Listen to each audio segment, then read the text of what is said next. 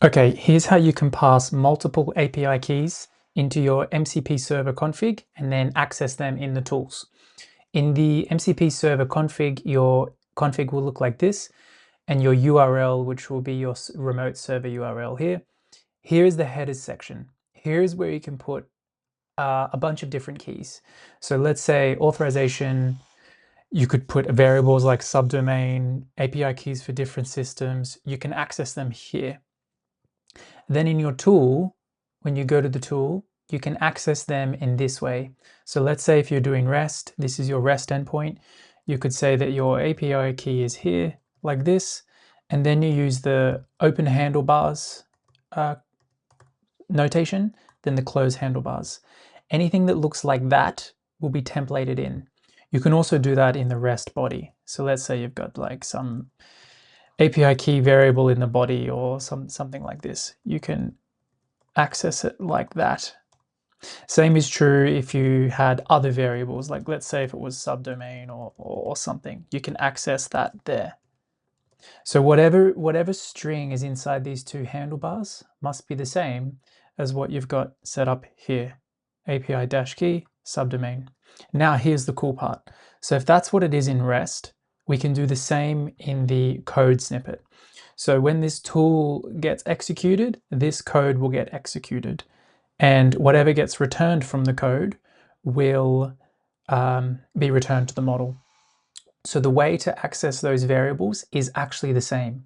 So you can put open, whatever, it must be a string, then you can put the open handlebars, API key, close handlebars, and that's it. So let's say if we wanted to put subdomain, which is some other variable, it would be like this. Notice that it's not, or subdomain. Notice that it's not an open string. This will break the code and it won't compile. So close the string, and then basically we're just going to do a string to string match on this template, and we will interpolate the variable there. If you need a number, you can wrap it in number, but most of the time they're going to be strings. Yeah, so you can convert string to whatever you want. So if that's the case, let's just do an example. So let's log API key and let's log subdomain and run this. Okay, we can run this. When it's at running, you see that we still have the strings because this is configured at the top server level, not at the test args level. And what I mean by that is we're not putting any values in here to be added into our tool trigger to be templated. So you would still see an error if you were to play the tool here, right? We still see the body, and we see that those two variables were not interpolated in the code execution. So here's how it looks. Open up your code editor. This is cursor.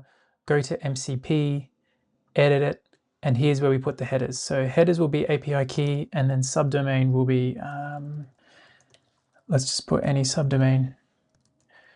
My app, rapid MCP. Okay. Now when that's saved, we've got these two variables as the headers, and then they will be interpolated into the tool. So let's try. So for my agent, let's just make sure that that's loaded. For my agent, this is a weather tool. What's the weather in Tokyo?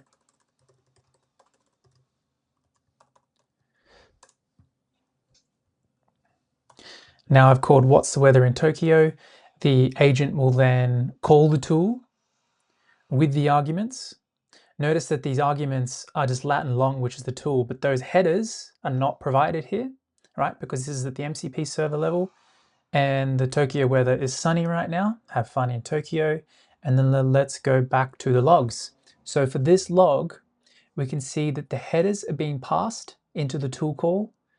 The code execution templated the variables here and here, and the tool call was a success. This one wasn't templated because we don't have it in the headers. Anyway, that's the big picture. Here's how you can securely put API keys into the code execution by using a configuration that's similar to this.